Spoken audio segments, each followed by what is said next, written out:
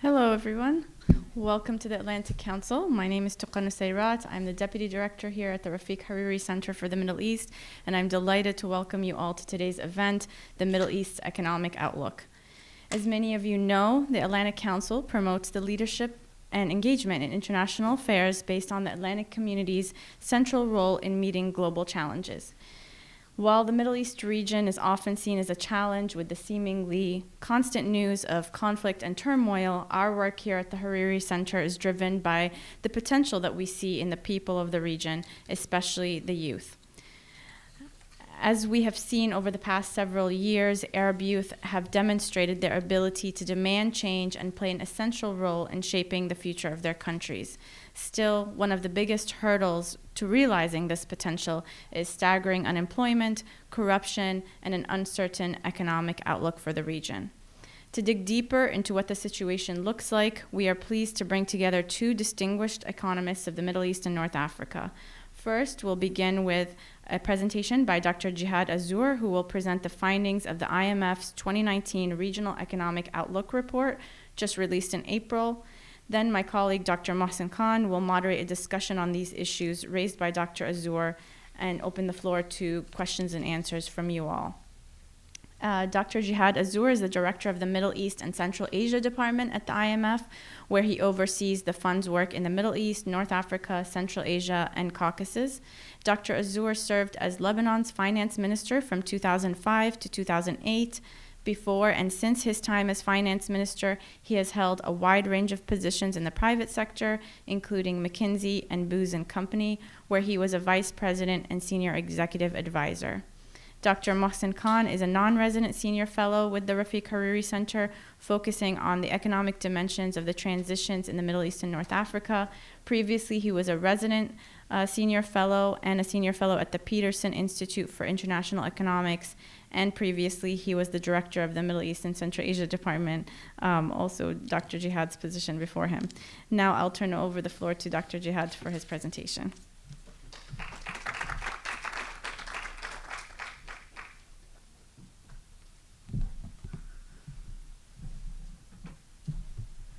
Well, thank you very much for having me this morning, and sorry for the weather. It is not it's not our fault, but I'm very happy to see many of you here today. I'm happy to be at a center that holds the name of one of my renowned compatriots who was prime minister at the time when I was working in Lebanon, but also I'm very pleased and happy to be here to share the podium with a very good friend, a person who inspired my career, and whom have been in my position and led the Middle East Department at an important juncture in the first decade of the 2000s. A very good friend. We had the opportunity to work together when I was minister and before that. And since we became friends and we kept this very good friendship. Mohsin, thank you very much. Okay, my presentation is on the outlook for this year for the Middle East, North Africa, Afghanistan, and Pakistan. As you know, my department, the Department of Middle East and Central Asia, covers two regions. One of them is Middle East, and the other one is Central Asia and Caucasus. In our presentation today, I will focus on the part that has to do with Middle East, North Africa, Afghanistan, and Pakistan. And then I will go over the outlook we have for this region for 2019. In April, when the World Economic Outlook was presented, the managing director said this is a year of a delicate moment for the global economy. And it's clearly a year of delicate moment for the region too. And as we will see in the presentation, various forces are shaping the outlook that is, one would reasonably say, is changing, or it's subject to change in the course of this year. Four global forces are shaping or affecting the outlook for the Middle East this year. The first one is the global growth. The second one is trade. Third one, of course, the evolution of oil price. And last but not the least, the global financial conditions. First of all, growth this year globally is expected to slow down. Slow down compared to last year, and also slow down compared to the projections we have 6 months ago. And the slowdown in the growth from 3.6 to 3.2 this year will have an impact on the economies of the region. More specifically, this impact will be channeled through trade. And on trade, if we compare the trade with the 10 top partners of export and import for the Middle East and Middle East countries and North African countries, we see that there is a decline in the volume of trade, especially of volume of export this year, and we expect a recovery next year. Therefore, global economy is definitely affecting the outlook for the Middle East. And for many years, people used to say that the Middle East is disconnected from the global economy. In fact, it's not. The third factor that affects the outlook this year is definitely the evolution of oil price and oil market. Over the last 12 months, and they will see it in the next slide, oil and oil price went through a lot of volatility in terms of evolution of prices, as well as also in terms of uncertainty going forward. The last force that is affecting the outlook for this year in the region is the financing condition. In the beginning of this year, or I would say in the last quarter of 2018, everybody was expecting that the tightening of monetary policy will have strong impact, negative impact on access to finance for countries in the Middle East and North Africa. We saw in the last quarter some outflows that affected several EMs in the region. The change in the course of monetary policy in the beginning of the year gave, I would say, grace period for countries in the region, and in fact helped some of them to get access to financial markets in the first 2 quarters of the year. And one of the highlights was, for example, when Aramco issued the bond that was overly subscribed, one of the largest subscription in size of a bond from the region, with a book that touched $100 billion. Therefore, the global forces are affecting the outlook of the region, and this is why we expect growth this year to be slower compared to previous year and compared to the projection we had 6 months ago. More specifically, when we focus on oil, oil is, over the last year, went through a lot of changes. We saw it at the high $82, $83 the barrel, and we saw it at the low 50. And currently we are in the mid-60s, yet with a lot of uncertainty going forward. What one could say safely, that oil price is expected to remain volatile and to remain low compared to previous years. And this is not something that we foresee for the short term, but also for the medium term.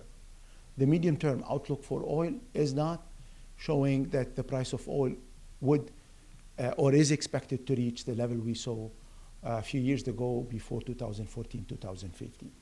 Therefore, oil price, a volatile oil price that is expected to lead the OPEC Plus agreement to be extended for 1 more year will affect the economic policy making in most of the MENA country, and more specifically in oil exporting countries in the region.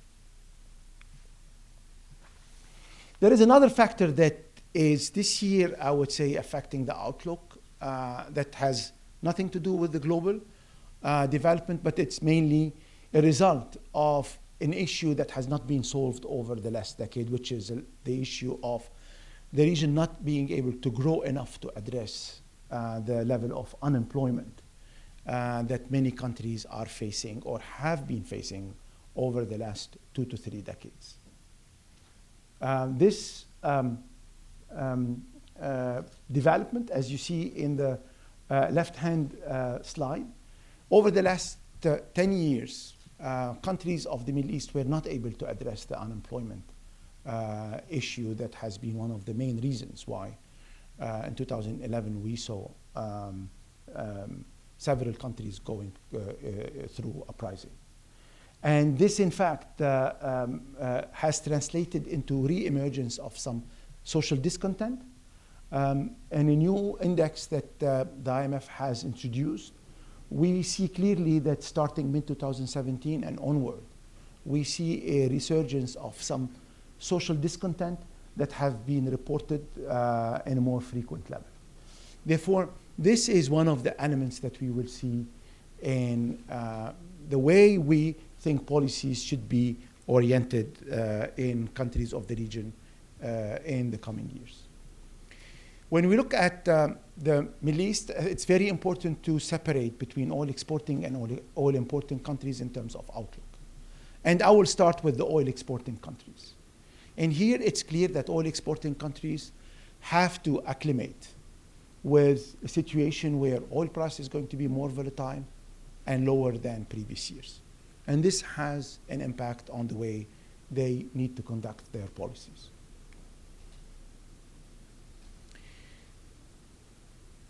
In 2017, 2018, growth of oil exporting countries recovered after, in fact, what we saw in 2014, 2015, where oil price dropped suddenly from rates that exceeded $100 to a mid-$40, mid-$50 the barrel.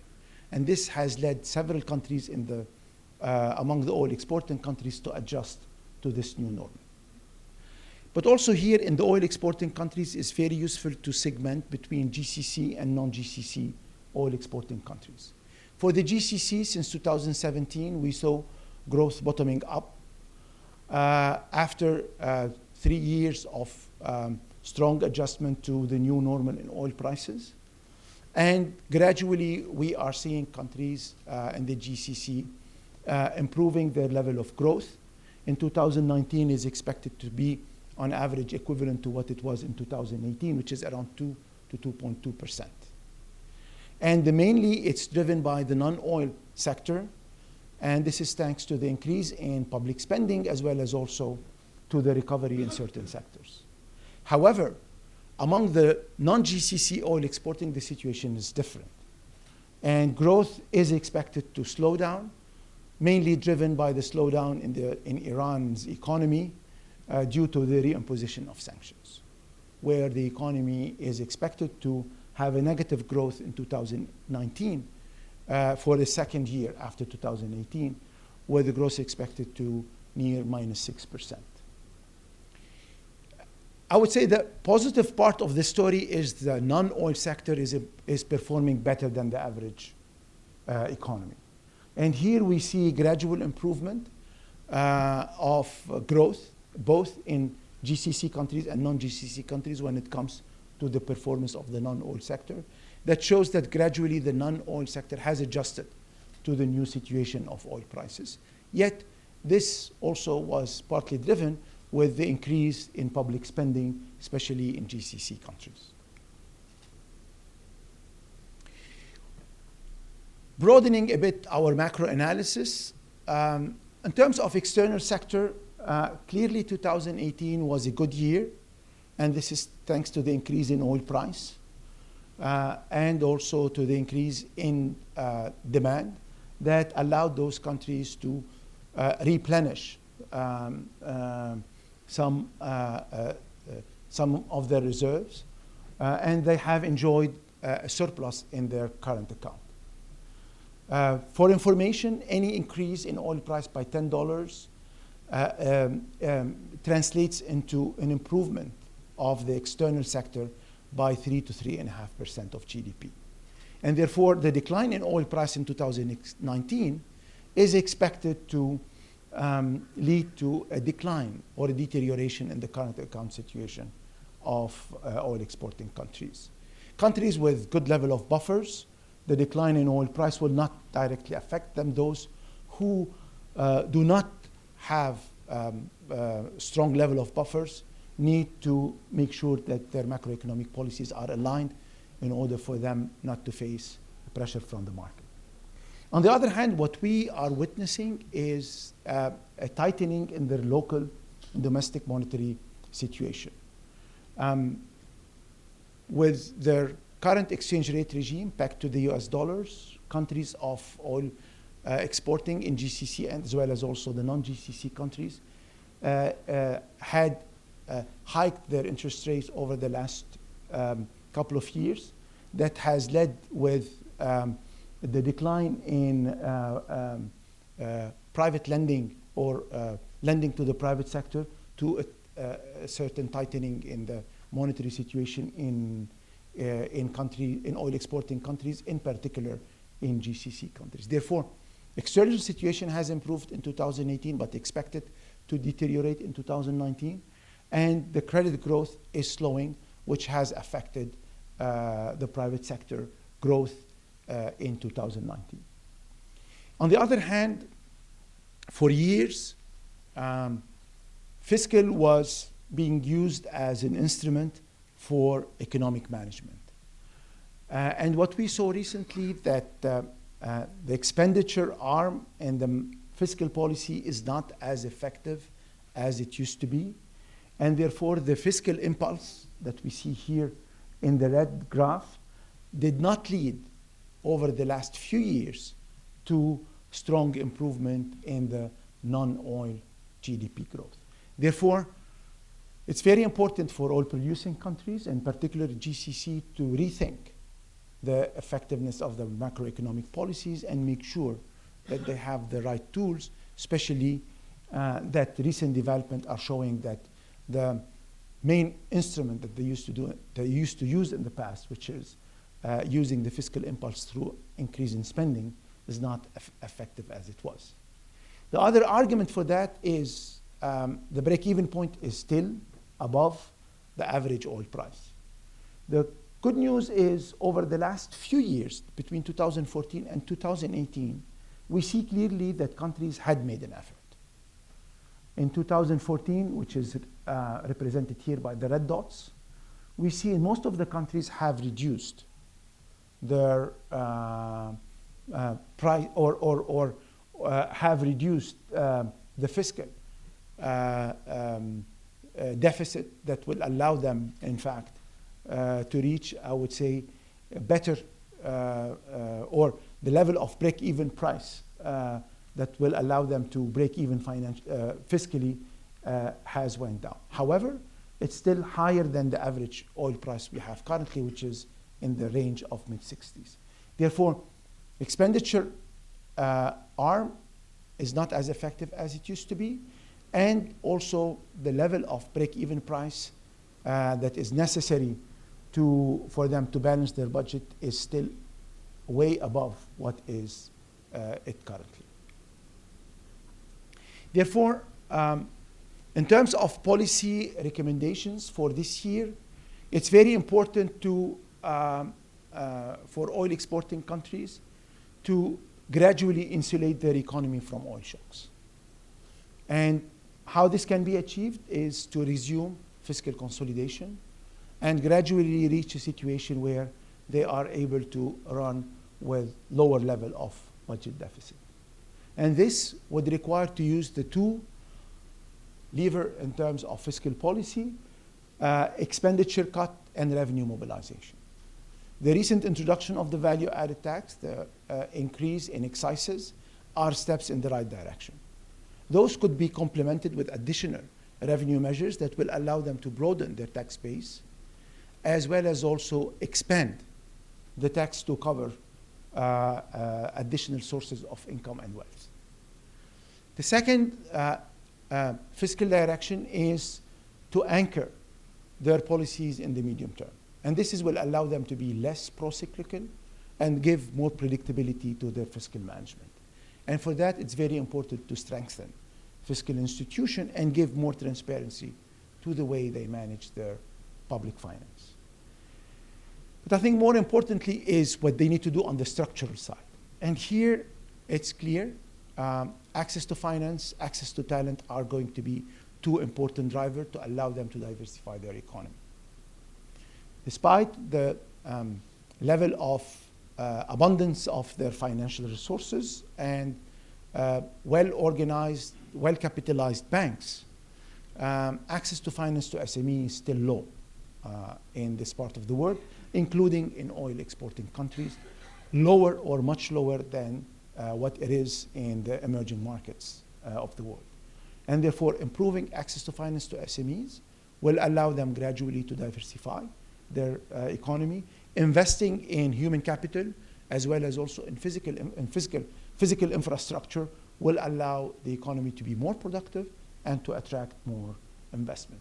Last but not the least, improving the doing business as well as also strengthen their governance, fighting corruption, increase transparency are also steps in the right direction. Let me now turn to the oil importing countries. And here the story is a bit different. Oil importing countries need to manage their vulnerabilities and also to adjust to an uncertain global outlook. Over the last few years, we saw the level of growth averaging around 3.6 to 4.5%, which is compared to other emerging markets, I would say slightly lower, but compared to what the region needs is definitely lower in its ability to create enough jobs to address the level of unemployment, especially at the youth level. Also here, I think it's important to differentiate between countries. And as you see in this band, gray band, the band in green, that shows that although the average growth is expected to be around 3.6% this year, coming down from 4.2% in 2018, there is great variety of growth among countries of MENA oil importing countries.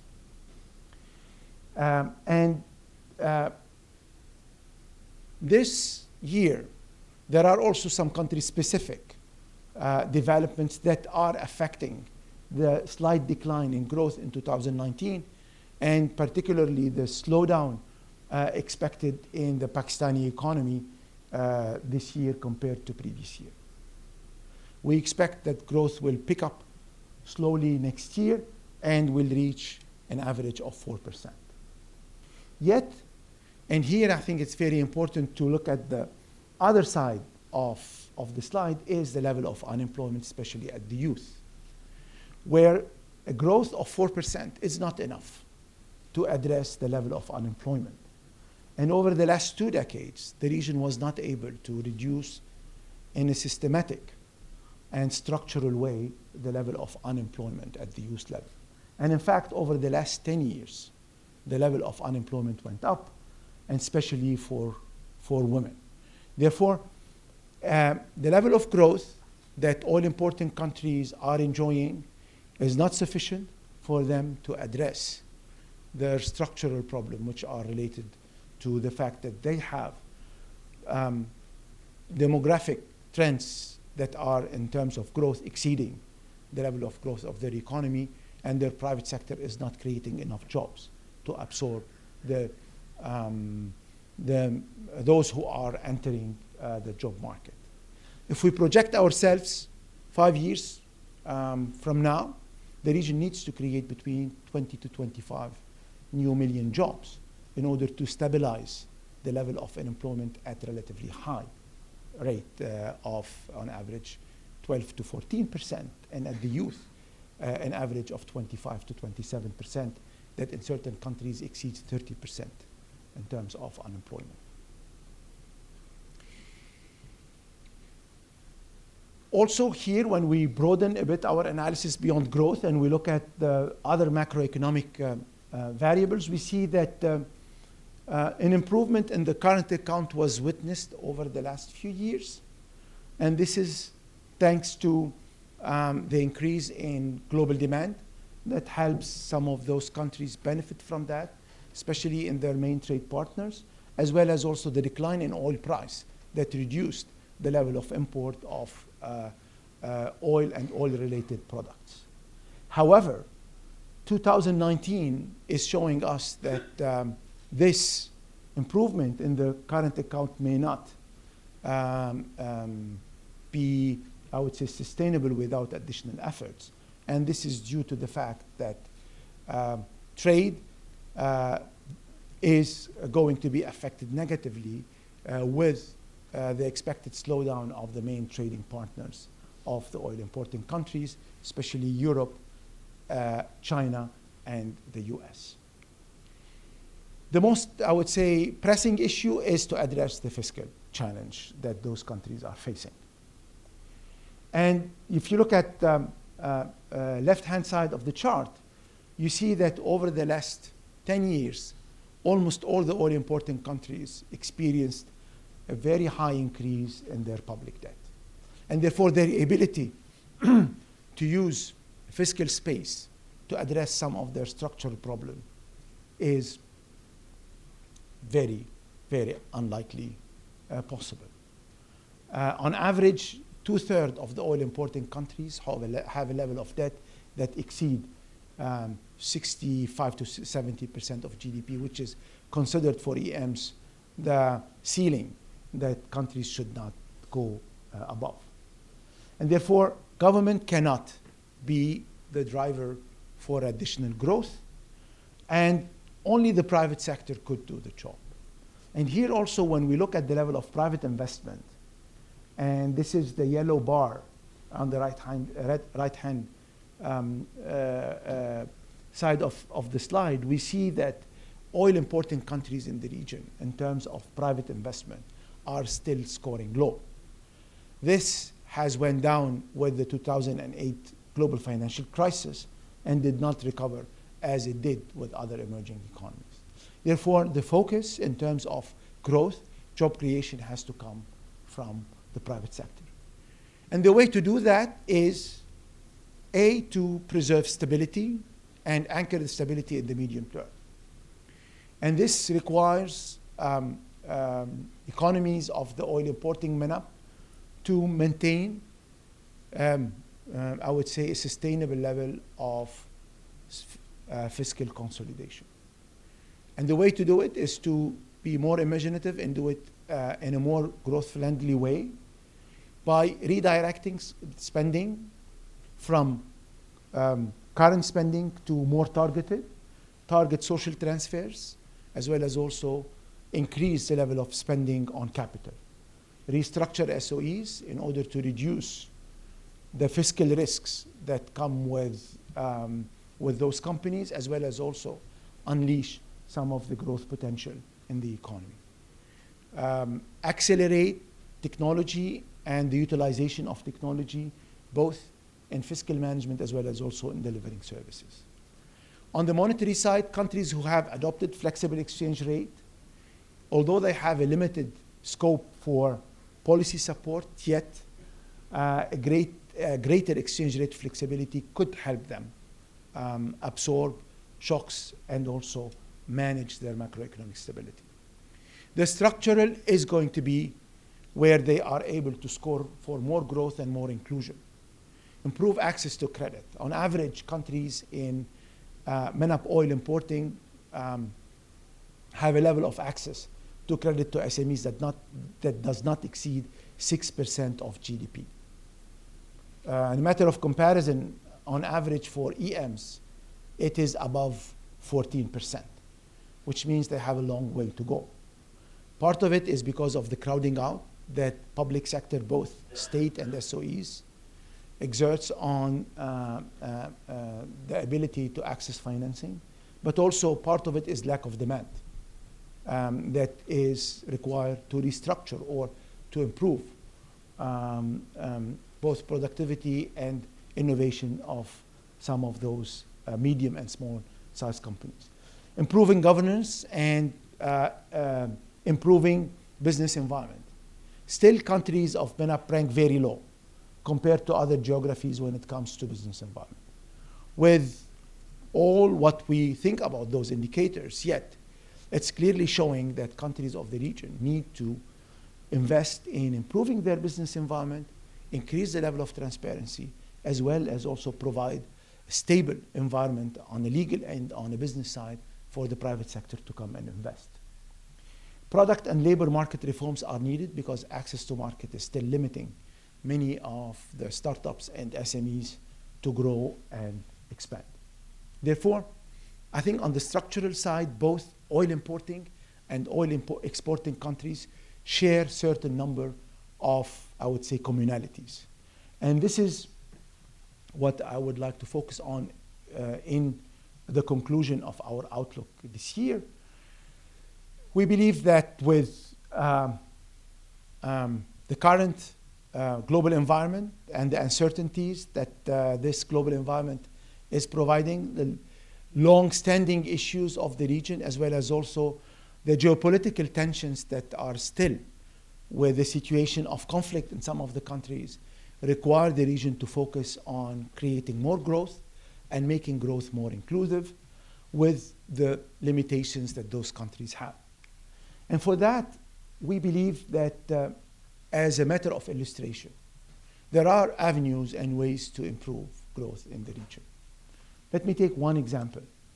Only by closing the gap of SME financial inclusion, countries of MENA can grow additional by 1 to 1.5% of GDP. And this is, I would say, healthy growth, because this will create jobs and would not, I would say, affect any social category of the society. Also, greater integration is a source of additional growth potential. We did recently a study where we tried to assess how much growth potential countries in Maghreb can enjoy by reducing the barriers that exist among themselves.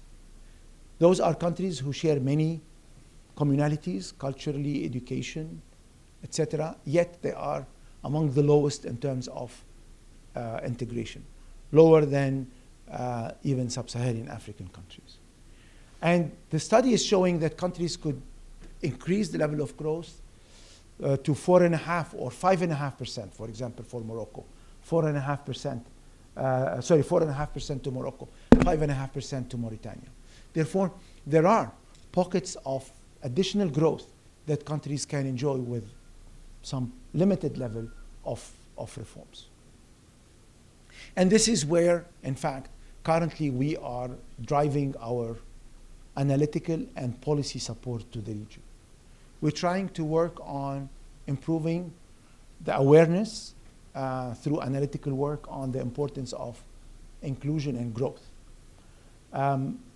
Recently, we did 2 papers, one on financial inclusion to SMEs, and the other one is on how we can increase and enhance the role of SMEs in growth in the region. This category of companies represent more than 90% of the economy, of the private economy, employs more than half of the workforce, yet their contribution to GDP doesn't exceed 20% in best cases. Therefore, improving the role of SMEs, improving their access to finance will allow them to create more jobs and to drive economies of the Middle East. Also, growth is not enough. Inclusion is what is also needed. And last year we did a large conference where we brought policymakers, private sector, youth, in order to debate on what needs to be done in order to improve the level of growth and to provide additional opportunities in a region that is lacking some. And therefore we did a series of studies on promoting growth and inclusion in the Middle East. And in fact, we have tried currently to mainstream this work at the country level through a matrix of indicators that will allow us to monitor, not only in countries where we have programs, but also in countries where we have surveillance, on how we can, through our policy advice, help countries increase the level of growth, as well as also address some of the inclusion issues. The second pillar is structural reforms, because we believe they go hand in hand. Structural reforms on governance and corruption are important issues that have been for decades issues that were not properly addressed.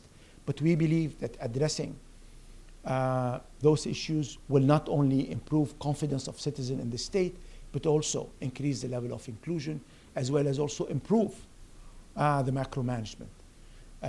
Recent study done by the IMF shows that at the global level, by addressing governance issues, we can, or countries can, increase their revenues by more than $1 trillion.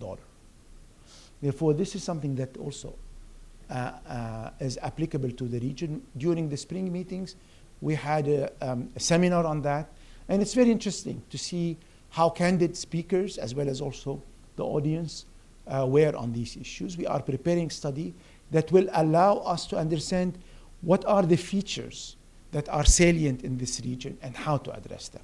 What are the common issues that countries are facing when it comes to governance, to corruption, and how, in a systematic way, could be addressed. Trade and foreign investment as a way to diversify economies are also, it's not a new theme.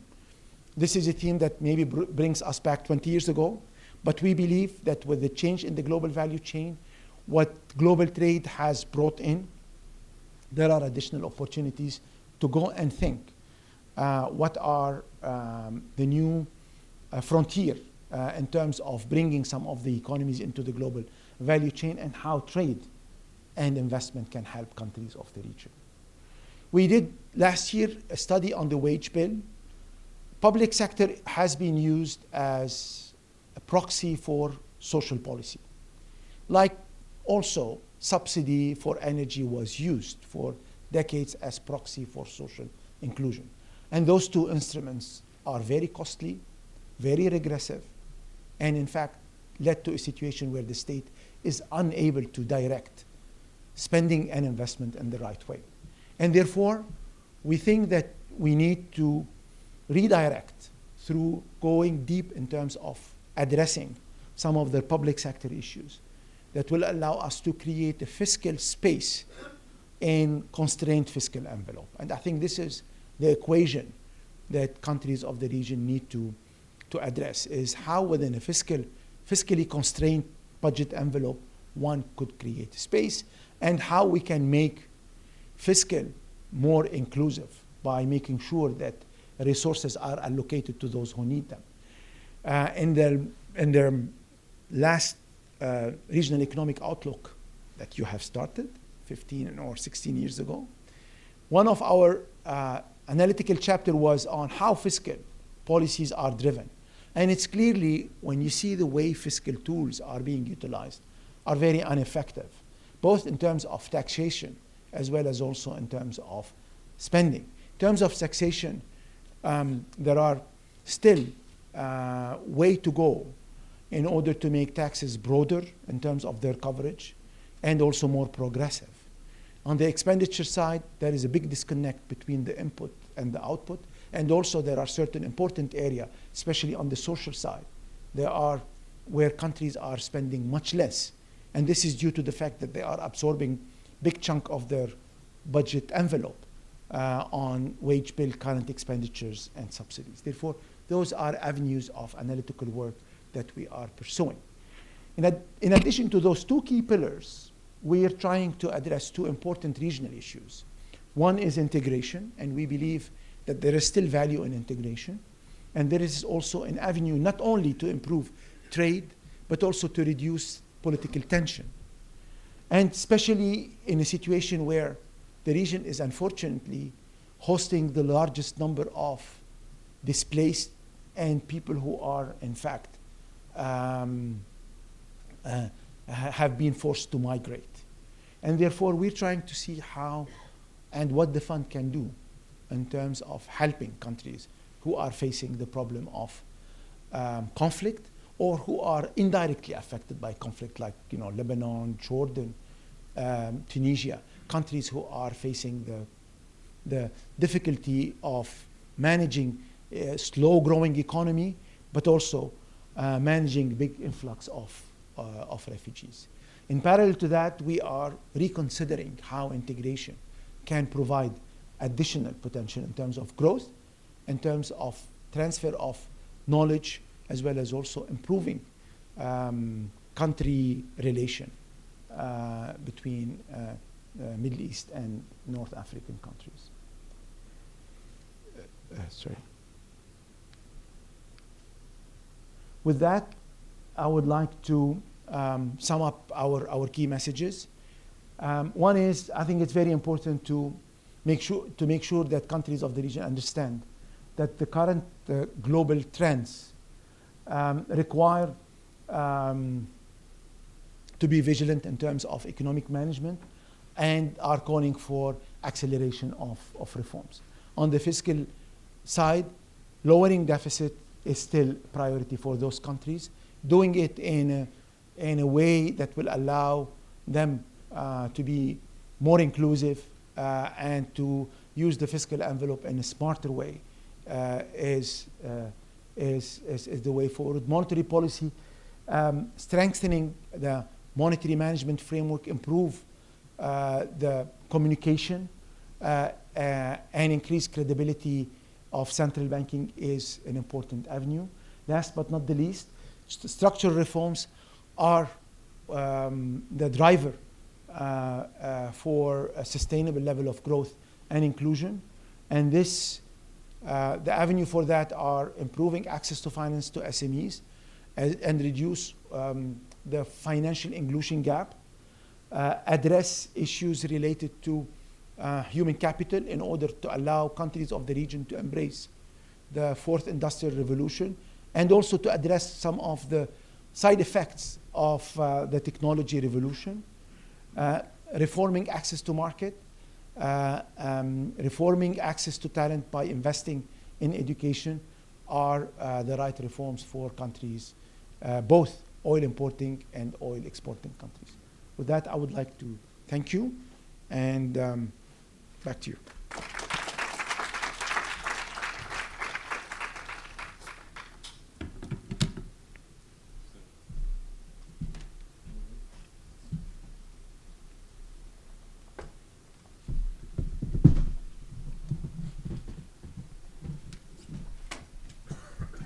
Well, thank you very much, Jihad, for a very nice and excellent overview of recent economic developments in the MENA region. I think I've read the report, and it certainly shows the influence of your deputy, Talin Korachanian, who actually worked with me on the first one that we ever did some 15 years ago. But anyway, it was a very nice PowerPoint presentation as well. It's very slick. It just shows that Jihad has worked for McKinsey and Booz, and I can tell you now, Jihad, publicly, that I plan to steal your PowerPoint and use it whenever I can, but with proper attribution. So it's excellent. So let me I won't focus on the Rio update itself, but try and draw you out on some more general, and perhaps, if we have time, some country-specific issues, and then we can open up the floor to questions from the floor. So, looking at the general thing, and you've touched on this very much so. The fact of the matter is, the growth has been in the MENA region has been stuck at between 3 and 4% for so let's say arbitrarily since 2011. It's been there. I mean, we're almost a decade now. Except for Egypt, which in the last couple of years is now between 5.8 and closer to 6. Still hasn't reached what it had reached under the last days of Hosni Mubarak, but nevertheless, it's there. And so your weighted average that you have been presenting in the Rio is boosted up significantly for oil importers by Egypt's performance, because Egypt has a big weight in. So Egypt's running close to 30. Now, the question is, why is that? Why are these countries in the MENA region stuck in this low growth equilibrium for so long? I mean, Egypt you may say has broken out. So more specifically, I think I was going to ask you about, and you touched on it yourself, which is that at 3 to 4%, it's not sufficient to even absorb the new entrants, let alone make any kind of dent in existing unemployment. Youth unemployment of between 25 and 30% in the region needs, if you're going to make a significant dent in this, you need growth rates of somewhere in the region of 6 or 7%. Because if you think of the number of entrants into the labor force coming in, around 2.5%, generally we assume the elasticity is about 0.5, so you need twice the rate of growth in order to absorb the new entrants. And then you need a higher rate of growth to cut into existing unemployment. Now, one of the things that I saw missing from the Rio, and I just point out, is that there is no mention of the informal economy in these countries.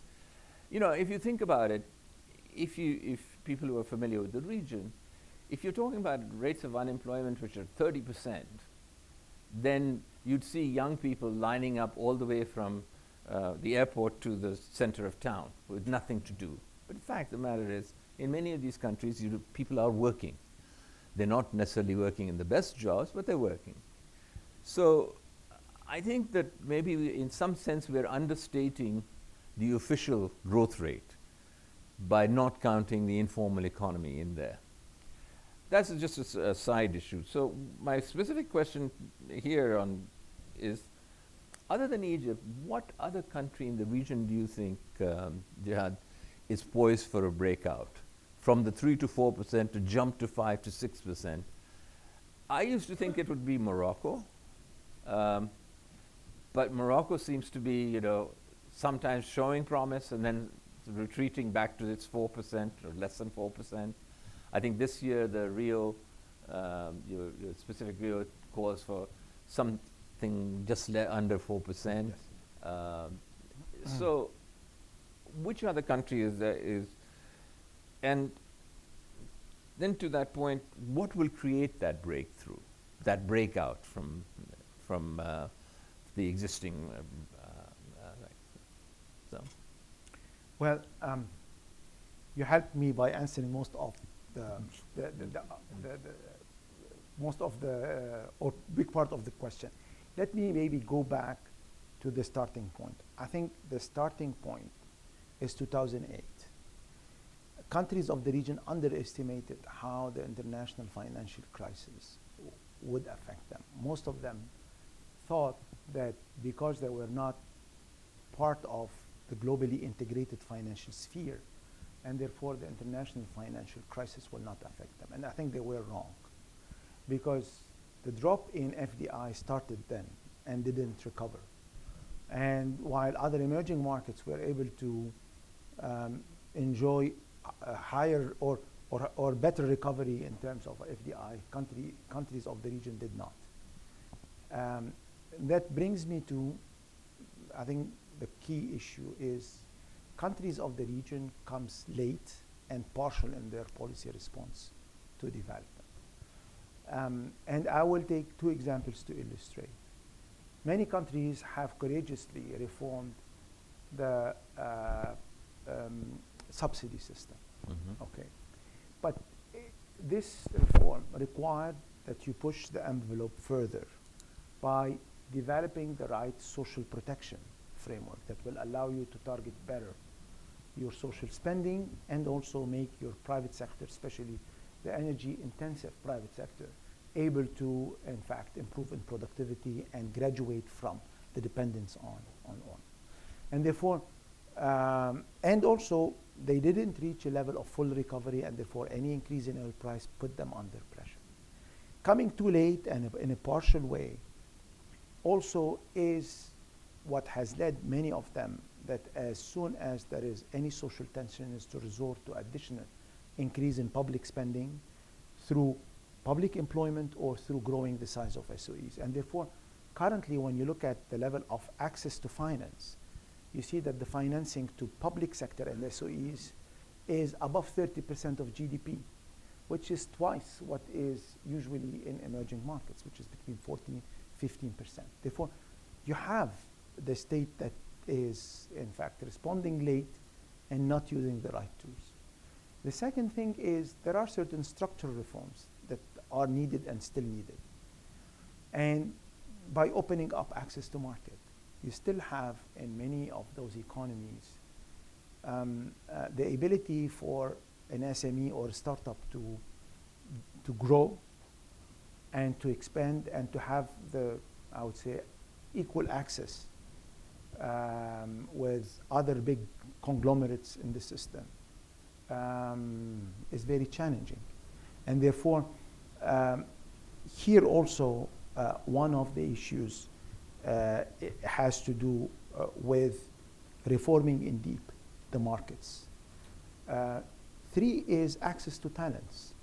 When you look at how countries of the region performs in terms of international standards on STEMs or other global indicators, clearly the region is lacking sufficient investment in talents. And therefore, this is something that you may not see in the short term, but in the long run, it is more and more perceived as not allowing the region to be more competitive. You touched on an important issue, which is the informal economy. Clearly, the region in terms of poverty is maybe faring better than other parts of the world. But in terms of income inequality, you see very salient issues that countries in the region are facing. To answer specifically your questions, Egypt is a story that is not finished yet because we saw an improvement in the macro, especially the macro finance in 2016, 2017 that led to higher level of growth that also reached to, I would say, some of the interesting parts of the economy because we saw the level of unemployment going down from 12 to 8 in 3 years, which is a step in the right direction. But it's not enough because additional reforms are needed and those reforms will touch the structural part of the economic management by improving the business environment, by allowing the private sector to be in the driver's seat. Egypt needs 700,000 to 1 million new jobs per year. Only the private sector can provide it. And therefore, any investment that will allow the private sector to have a better chances to invest and grow the economy is a step in the right direction. Mm-hmm. Morocco has been sustainably over the last 8 years, I would say, moving gradually in their reform agenda. However, the agriculture part in the economy of Morocco makes it sometimes dependent on the weather. And when there is a drought like we had in 2016, 2017, it affected the economy. For Morocco, in order to sustain level of growth of 4+ and to reach 5 and 6, is to reduce the gap between the rural and the urban. Second is pursue the investment that Morocco started, I would say, a decade ago in opening up to the African market and grow in the value chain. We saw more investment coming to Morocco in industries that are, I would say, on the high-tech, car industry, as well as also aeronautic industry. Growing in that value chain are ways for Morocco to increase the level of potential growth and increase investment in education. Mm-hmm. Morocco, as well as also some of the other countries in the region, are declining on that matter, and therefore additional spending in education, which is what is in the priority of the government today, are steps in the right direction. Other countries, Tunisia is a country that has a potential because Tunisia as an economy is an economy of SMEs. You know, from the days you were director of MCD, you remember that Tunisia was one of the fast-growing countries in the first decade of 2000. Tunisia has a potential, but this requires to go deeper on the structural reforms. And hopefully after the elections, the new majority that will emerge will put the emphasis on that. countries like Lebanon and Jordan, with the current macro geopolitical situation, are facing the challenge of having the lack of security and stability in their neighboring country, which is Syria and Iraq, affecting their growth, in addition to their homegrown problems. The high level of debt in Lebanon that is the overhang on their ability to attract private investment. Thank you. Just going back on a chart that you used and I think maybe some clarification is due on that, which is the size of government debt. And you have stressed the importance, quite rightly, that the size of the government debt is a constraint on these economies, both in policy making as well as in growth.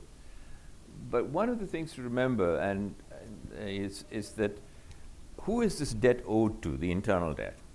When you find that in countries like Egypt, for example, coming back to Egypt again, that a large chunk of this debt is held by government institutions, the Social Security, pension funds, etc.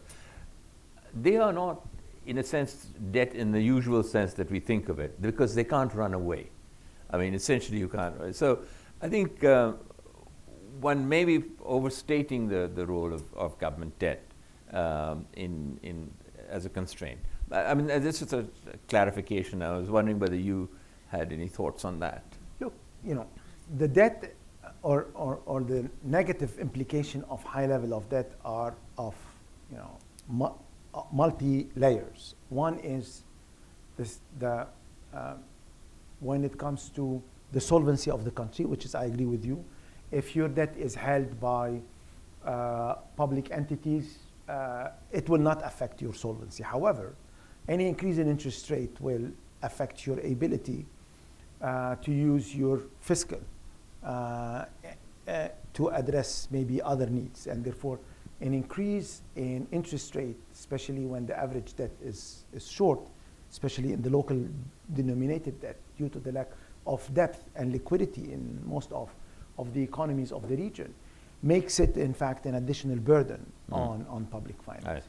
Three, it crowds out, because it crowds out directly and indirectly. It crowds out directly because you need more liquidity to finance government needs, and indirectly because when you increase the level of prime rate or the level of rate of the sovereign, automatically you increase the rate in the private sector. Therefore, yes, maybe from risk-weighted analysis, from a rating perspective, one has to adjust this. But in terms of impact on the fiscal and on the economy, it still has a negative impact. Good point.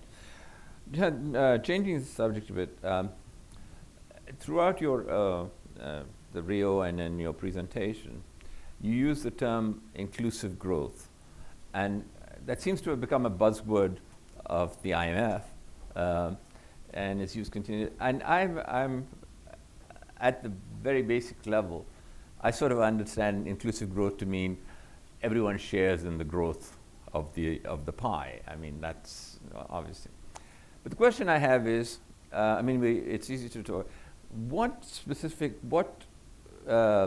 particular policies can you follow? What are the policy instruments that would achieve inclusive growth?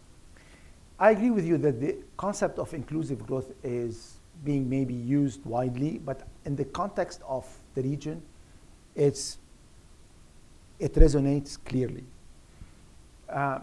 Who are the people that you need to include? There are clear groups that are currently not benefiting from any improvement in growth of the economy, and the numbers are showing it. Youth, women. The level of participation of women in the region is one of the lowest worldwide. It's 3-to-1. If only you reduce this from 3-to-1 to 2-to-1, which is where other developing countries are, in 10 years you can increase the output by $1 trillion. Therefore, what we are in our policy analysis focusing on is how we can provide growth in the economy that allows those two groups to be more included. You have also other groups that are excluded. the rural. And when you look at the financial inclusion indicators, those are very low. And even when you look at the financial inclusion not from an SME perspective, but from the ability to transaction through the financial system, in a region where, for example, the utilization of mobile technology exceeds 90% of the population, the utilization of mobile finance does not exceed 4% of the population, which tells you that where gaps are. There is also a level of inclusion for those who are, the victims, the displaced, the refugees, and those are also needs to be included. Last but not the least, I think what is important is to work toward creating, I would say, a better relationship between citizen and state, and by addressing the income gap between the various groups of the society. And this is how we look at the inclusion from the standpoint of the work we do in MCD when it comes to MENA countries. Mm-hmm. That's very interesting. I think that coming to sort of the country-specific, couple of country-specific questions. I mean, we've talked about Egypt, but before I do that, let me just get your thoughts on what you called in Rio a skills mismatch that occurs across MENA countries. Let me give you an interesting fact from one of the countries, one I'm most familiar with now these days is Egypt. And when we talk about the unemployment rate in Egypt, and we can say, okay, it's come down to 8%. It came down to 8%. It's hovering around 10 again.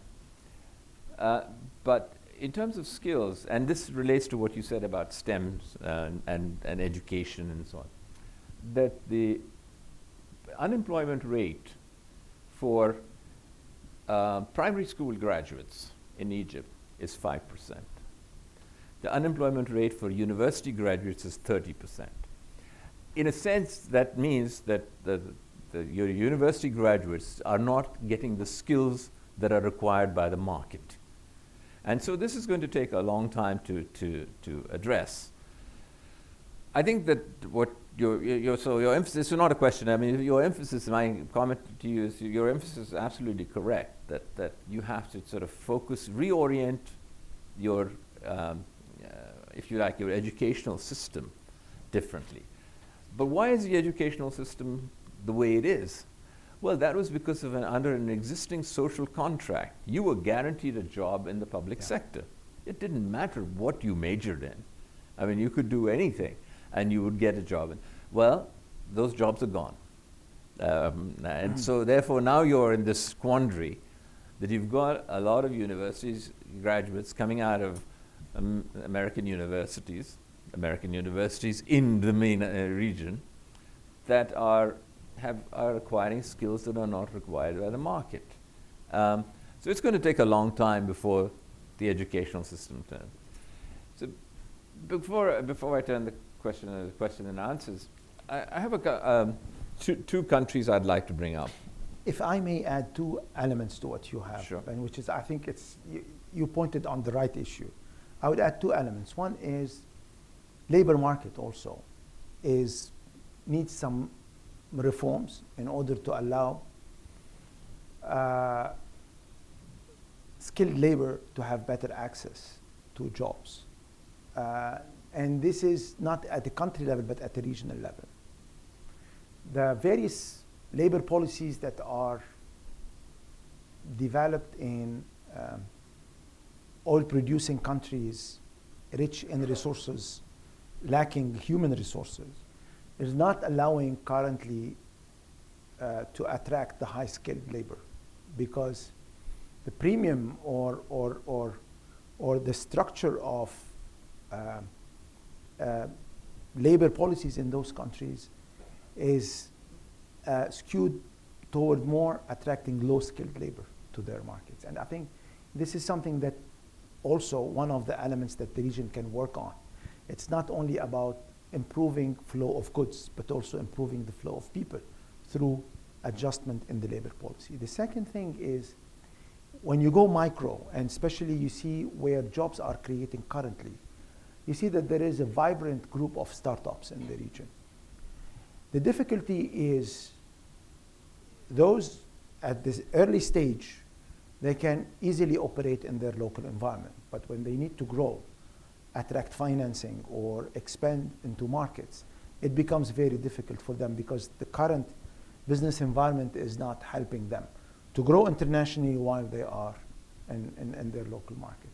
And when you project that in 20 years from now, and you see the mismatch in terms of the number of jobs needed globally with people with high skills in technology and science, the risk is going to be that the top 5% are going to immigrate. Those who have university graduates or university degrees, but not with the right skills, will stay in the market highly unemployed. And the low skilled will keep getting access to the public sector or to informal sector. And this is something that I think needs to be addressed at structural level and needs to be one of the main priorities for the next 2 decades in the region. I think that's right. And I think two countries that I'd like to bring up, I'd like to bring up two areas that I'd like to bring up because they both face economic meltdown. They're both in your region. Extraneous circumstances are doing this, primarily political, primarily strategic. You can guess what they are. It's Palestine, West Bank, Gaza, or if you like, and Iran. So what is your take on the economies of these countries? I mean, because we really have anecdotal evidence on what's going on in these countries. And maybe you can just give briefly in a few sentences to tell us what do you think is going on in these economies? And I realize that we don't have any policies because unless the sanctions, etc., policies are taken care of, until then we don't have any policies. But what is going on in these countries? Well, those are two different economies. Iran is a country that has a deep market in terms of population and has been over the last decade adjusting to sanctions, and therefore they have went into a policy of diversifying outside oil that maybe brought the non-oil sector to one of the highest portion in the economy in oil exporting countries. Yet the reimposition of sanctions and the fact that the waivers that were provided for 6 months to some of the oil importers has been cancelled, this will have an important impact economically and socially. Projections of the fund that growth will be negative this year and as it was last year. And this year we project it to be a -6%. This is what the World Economic Outlook and the Regional Economic Outlook confirmed. And we expect inflation to be around 38-40%. And those numbers before the elimination of the waivers. Therefore, socially, definitely it will be a big toll in terms of increase in prices, the depreciation of the currency, and therefore repercussions on the Iranian economy will be both economically and socially strong. But given the depths of the economy and its ability to absorb tension or pressure, as we saw in the past, maybe the economy would adjust, not in the right level of equilibrium, but could adjust. The situation is more difficult for Palestine.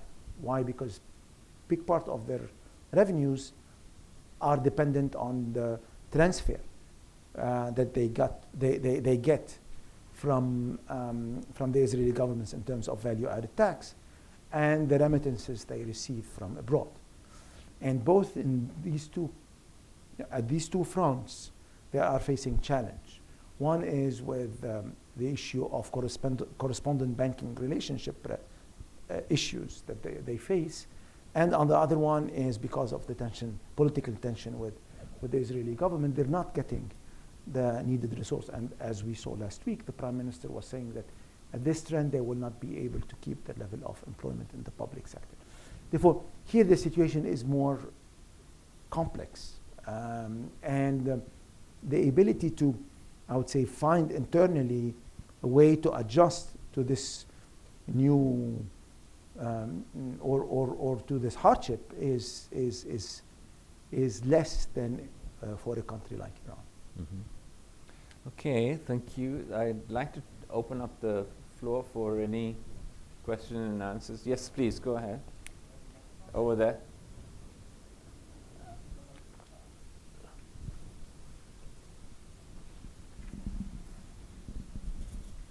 Stanley Kober. I'm a little surprised to hear a projection for an increase in growth next year. The IMF, over the last year or two, it's not only the IMF, has been reducing the projections for growth, say, in Europe. And I'm wondering where these countries are going to export. If they're going to create jobs, they've got to export. Can they export to Europe, given what's been going on in Europe? Even Germany now is encountering difficulties. They can't export to Europe. Where are they going to export? And if they can't export, how do they grow? Well, the IMF projections for this year globally are, as you rightly said, showing a declining growth to 3.3%. But for next year, for 2020, projections are showing that growth will recover globally. And this has affected the oil importing countries, where we have revised downward growth for this year compared to last year from 4.2 to 3.6. And when we compare to the projections 6 months ago, also we revised downward. And this is why I think the word that the fund used is we are in a delicate moment, because clearly with the recent developments, it's very difficult to see with a certainty the next 12 months. And I fully agree with you. There are several forces that are at work currently that could affect the potential growth in 2020. The Brexit is one of them, and the developments in Europe, the geopolitical tension in the region that could exacerbate the risk factor, and also if the global growth is not to achieve what is projected for next year, will definitely have an impact on the region. And this is why we believe that the risks are on the downside for next year. Please, yes, the gentleman. Yeah. Hani, so I've got a question for you regarding the economy in Qatar past 2 years of the blockade. So what do you think about it? Is it gonna still cope with what's going on, or is it gonna deteriorate? We've seen that sovereign wealth fund is the returns for sovereign wealth funds are not the same as they used to be. Looking at Bahrain, we saw that there was a 75 drop in profit since or compared to 2018 or compared to 2017. So is the sovereign wealth fund going to be enough to sustain their economy for a longer time? Thank you. 2 years ago, the rift between Qatar and the other GCC economies affected in the short term the performance of the Qatari economy. However, the authorities immediately moved into two directions. One, in diversifying their trade flows in order to cover for the impact of the blockade. And second, they have re-injected through the sovereign wealth fund and the central bank a lot of liquidity in the system. Therefore, they were able to recover and gradually to retrieve the level of growth. Qatar is, as an economy, still enjoy a lot of buffers. And therefore, the impact of this political rift between Qatar and GCC was fairly limited, both on Qatar and was almost non-existent on other GCC. However, over the long term or the medium to long term, this could affect investors' appetite to invest in the region in order to serve a large GCC market. Therefore, short term, very limited impact that was absorbed. Medium term, if it is this to continue, it may have an impact on investor sentiments. Yes, please, yeah, over here. Wait for the mic. I was just wondering if you saw Saudi Arabia's attempts at diversifying their economy away from being so reliant on oil as being successful, and if not, what work still needed to be done there? Saudi started with their Vision 2030 strategy to gradually diversify their economy outside oil and also diversify their government resources outside oil. It's a long process, and therefore it requires both building additional infrastructure that will allow this new economy to grow. Second is attract talents to go into sectors that are beyond oil or oil related, and allow more local labor to enter the market. We saw certain improvements when it comes to the diversification of revenues of the state with the introduction of the value-added tax excises. We saw recently with the development of an investment strategy by the Public Investment Fund and their strategy to channel additional investment in some sectors and some regions. But I think this applies to Saudi as well as also to other GCC economies. One is to accept that it's a long-term transformation. It comes also with the redesign of the role of the state in the economy, and also it comes with redefining the way the fiscal tool plays in managing the economic cycle. And therefore, it goes in the right direction. It still needs some time to show its full impact. Richard. I was fascinated by your development of a social unrest index. I wondered what the elements of that index are, how developed the index is, and if you've been able to correlate it with economic variables. Okay, this is something that we have started this year, and in our regional economic outlook, there is a box that explains how we structured this index. It's in fact, it recorded what has been publicly reported, taking into consideration the level of freedom of expression among countries. And we've started to analyze it over 8 countries, and then gradually we will broaden it to other countries. There are correlations. I wouldn't go into causality between the economic developments and some of the results we saw, but also there could be other factors. But we thought that this is an important indicator that will help us refine a bit our understanding how people are reacting to the recent developments, and to try to expand more or deepen more our analysis on what are or what could be the root cause of this change in social sentiments. Yeah, Tariq over there. Hi, Tariq Radwan. Just to build on that a little bit, and sorry to bring up Egypt yet again, but we're just concluding the structural adjustment program. The impact of that has been an incredible amount of austerity that has resulted in, arguably in a social downward mobility, which arguably can affect this social unrest index, which in turn will also affect consumption, investment, et cetera. And I was wondering how, I mean, this is following the IMF's fiscal consolidation recommendations. I'm wondering how you square that circle. Does the social unrest indicator perhaps promote something that may not be what is traditionally recommended by your organization? So I think it's important to broaden a bit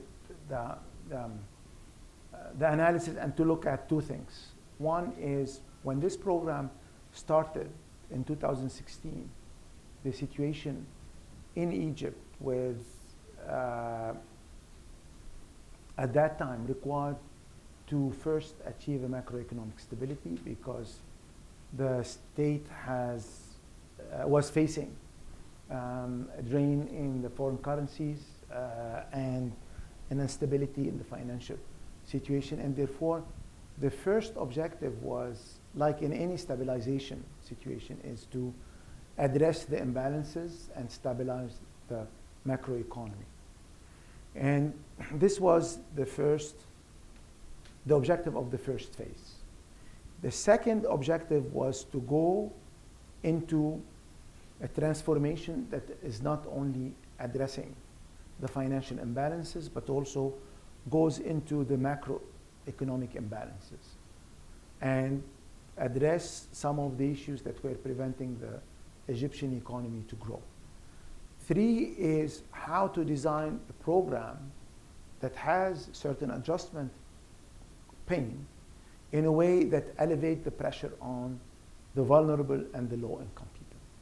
Those were, I would say, the 3 dimensions of what has been put together as program by the Egyptian government that was supported by the fund and other organizations.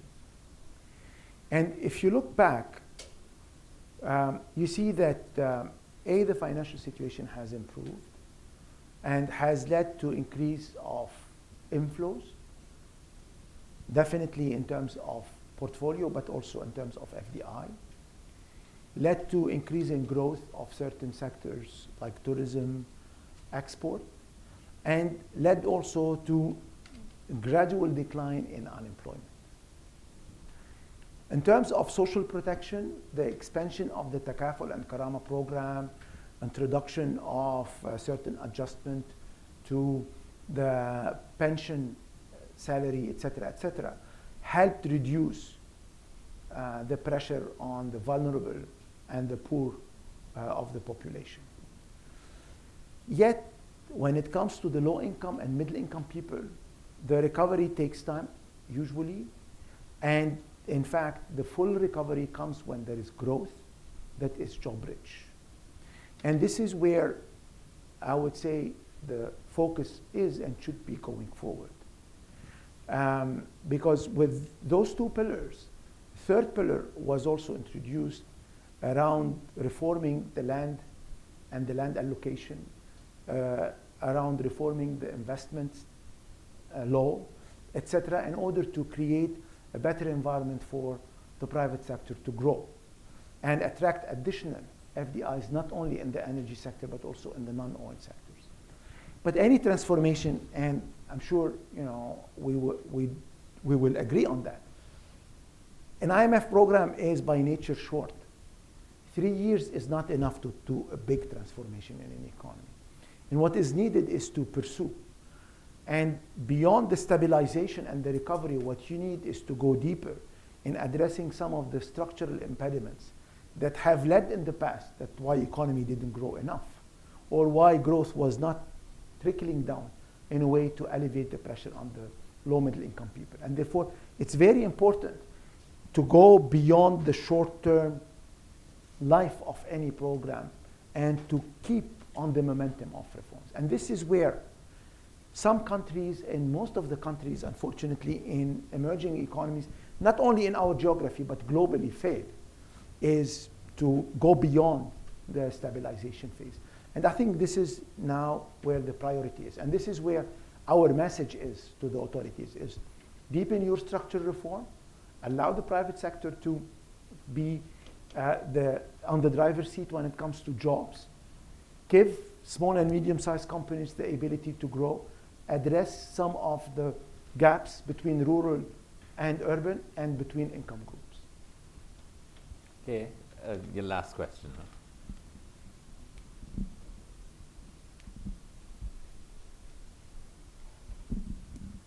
Barakat al-Laythi, Egyptian Embassy. But actually, your region, sir, is subject to 3, I would call it like a project, a comprehensive project, and 2 half projects. I mean, I'm talking about the Chinese Silk Road, and you have the MESA and the Russian 2014 incomplete vision anyway. So how would you see the impact of on the economies of the region, your region, sir, for these competing or conflicting projects? Thank you. Well, I wouldn't see them conflicting and competing. I would say that the Belt and Road Initiative, which is the Silk Road, is the most concrete and advanced one. The level of investment that we see, for example, in countries like Pakistan, or that we are recently seeing in some of the North African countries, in Morocco and in Algeria, are showing that this strategy that the Chinese economy or China is pursuing is showing its manifestation in the region. This requires also to be vigilant on how you allow your debt to grow. For example, in small economies where the level of investment in infrastructure could be in double-digit GDP size, it's very important to be aware of the risks. There is another development that is taking place that could have an impact on the region, which is also Central Asia is changing, with Uzbekistan opening up, and there is greater regional integration among Central Asian countries. You could have different economic corridors between Central Asia, Pakistan, Afghanistan, Iran, and the Middle East. You could have another corridor with the Caucasus. Therefore, I think there are currently, if we look at the short term, a lot of political constraints, especially with the increased geopolitical tension. But when you look beyond that, there are also opportunities of reconnecting a region that at some point in time in the history was at the crossroad of many flows of goods and investment. And I think this is where, with the technology revolution, with the fourth industrial revolution, where the focus of many of us should be is how those long-term structuring forces will affect the region. The third one that I would add is oil in the long term may not be the main pillar of economic growth, not only in oil exporting, but also for the region in general. And therefore, countries need to think beyond oil. And this is something that maybe for the next few decades is not priority, but for the second half of this century, it's an important dimension that countries of the region needs to internalize starting from now. Okay. Well, thank you very much, Jihad. That was an excellent presentation, and I'm sure that it was well appreciated all around. Thank you very much.